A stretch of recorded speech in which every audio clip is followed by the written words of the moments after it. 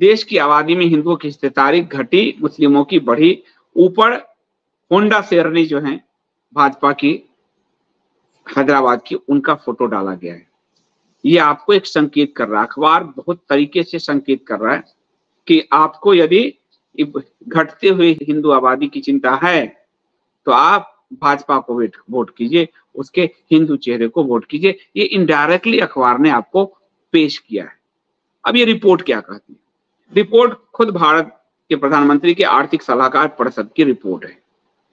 आर्थिक सलाहकार परिषद में मैंने प्रधानमंत्री जी को ट्वीट करके कहा था कि प्रधानमंत्री जी, आपके जान को खतरा है। इसमें एक ऐसा व्यक्ति है आपके आर्थिक सलाहकार परिषद में जिसने किसी समय वो माले का मेंबर था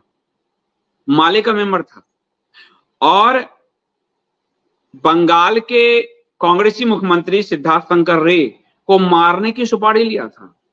लेकिन आपके आर्थिक सलाहकार परिषद में बैठे, मैंने उनको टैग करके कहा कि प्रधानमंत्री, आपके जीवन को खतरा है, पर इकोसिस्टम आए थे दूसरा बनाने, वही इकोसिस्टम आउटसोर्स करके काम कर रहे हैं। तो ये उसी इकोसिस्टम की रिपोर्ट है। भारत में 1950 से 2015 के बीच कुल आबादी में हिंदुओं की हिस्सेदारी 7.82% घट गई है। 2015 तक का इन्होंने लिया है, आगे नहीं लिया है ज्यादा, क्योंकि फिर मोदी सरकार घिर जाएगी।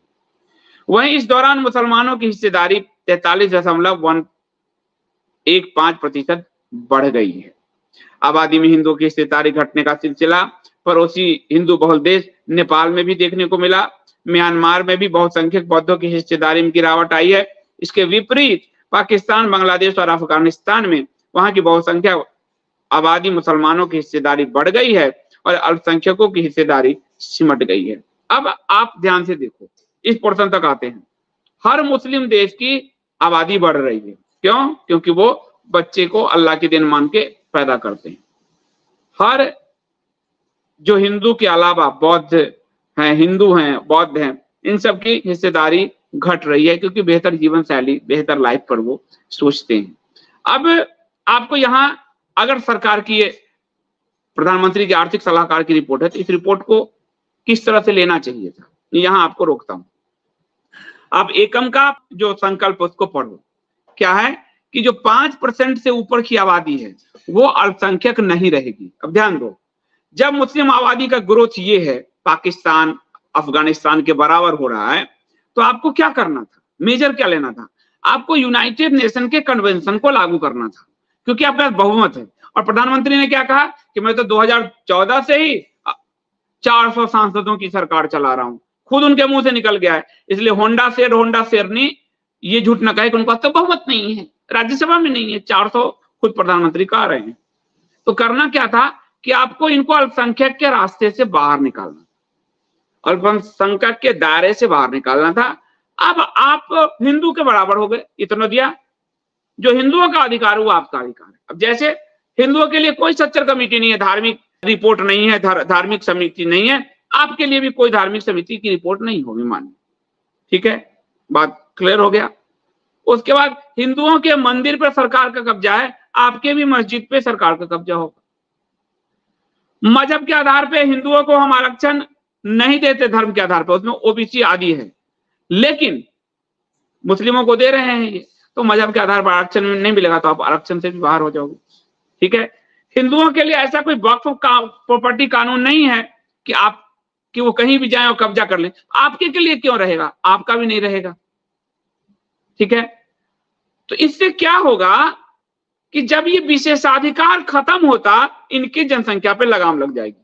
अब पेट में मैं अन्न दे दूं, बेटा को आईएएस बना दूं, एक बेटा को पुलिस में भर्ती कर दूं, बेटी को विदेश पढ़ने दे दूं, तो 24 घंटे तो बच्चे ही पैदा करोगे, काम क्या रहेगा भाई?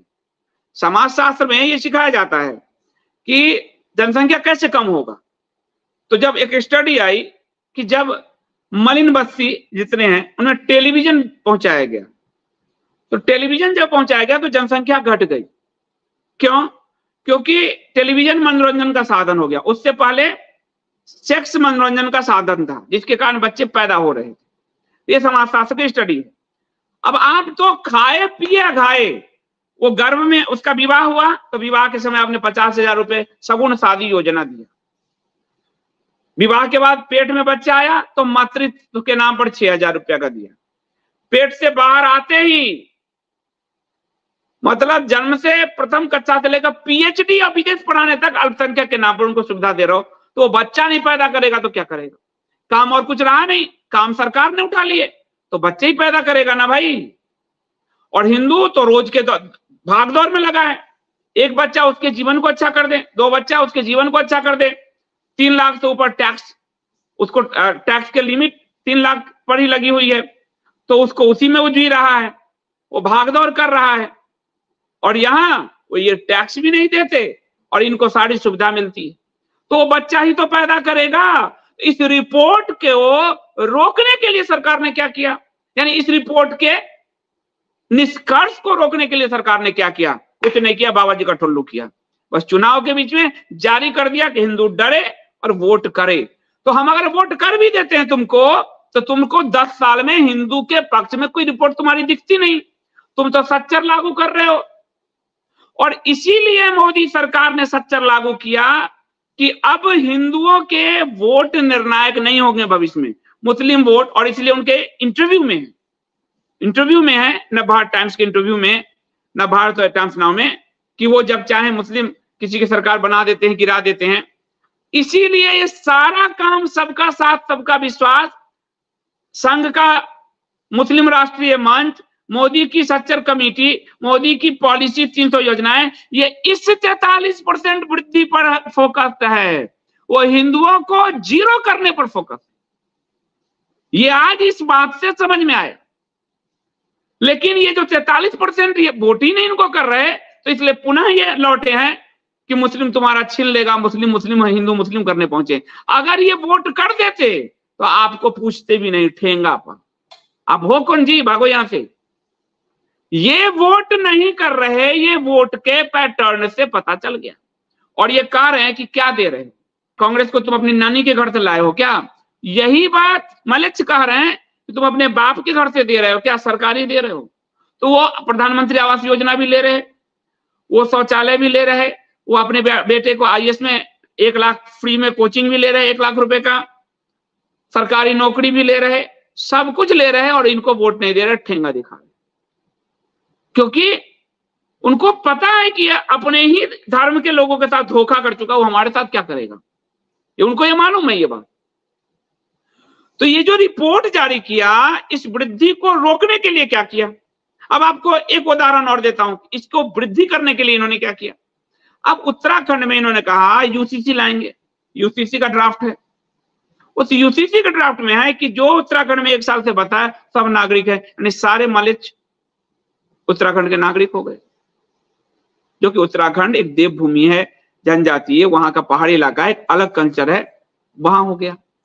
उसको UCC के नाम पे आपको लगा दिया चूना, तगड़ा चूना आपको लगाया UCC के नाम पे।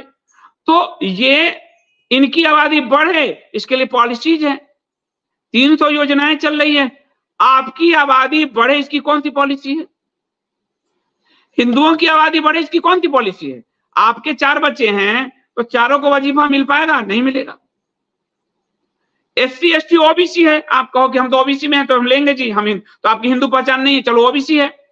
आपके OBC में 80% लाभ भी मुस्लिम को दे रहे हैं, 80% लाभार्थी मुस्लिम है OBC में, तो आप OBC बन के देख लो, आप कर लो बात, आपकी गए।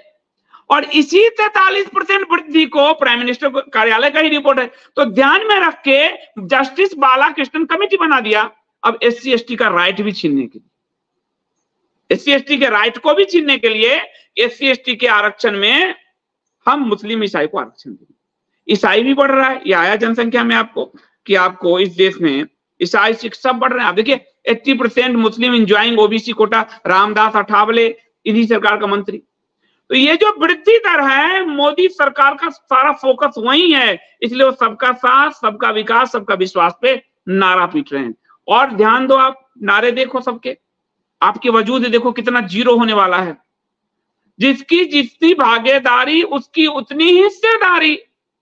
अभी तक वो हिस्सेदारी OBC SC ST में है, लेकिन जो आरक्षण ये बालाकृष्णन कमेटी से खोल रहे जा रहे हैं, वो आबादी के हिसाब से हो जाएगी, मुस्लिम की हिस्सेदारी। तो ओबीसी भी गया 0, एससी भी हुआ 0, एसटी भी हुआ 0। आज इन सबको हिंदुओं से काट के अलग कर दिया, भीम उम क्या क्या बना दिया है। अब हिंदू समाज एक हो नहीं पाएगा, इसको कर दिया खत्म, वो उसको लेगा हिस्सेदारी भागीदारी। तो ये आपको सिर्फ डराएंगे ये रिपोर्ट डाल के, और इस रिपोर्ट को के निष्कर्ष को कैसे हिंदू सनातन धर्म की ओर मोड़ना है, उस पर ये काम 10 साल से नहीं किया। इसलिए चुनाव में जब इनको पता चल गया, और लगातार इनके बयान से देखोगे आप, बयान नंबर 1 कि मुस्लिम आओ हमारे पार्टी पे कब्जा कर लो, कार्यालय पे कब्जा कर लो, वो आप उनको वोट देते हो। सोचो आपके बच्चों को कांग्रेस ने कुछ नहीं दिया, बंधुआ मजदूर बनाया। इसी 43% वृद्धि पे मोदी का फोकस नंबर 2 उनका जो है 350 जो योजनाएं हैं, इसी 43% वृद्धि पर फोकस नंबर 3 पूरा स्ट्रक्चर कमेटी इसी पर फोकस है।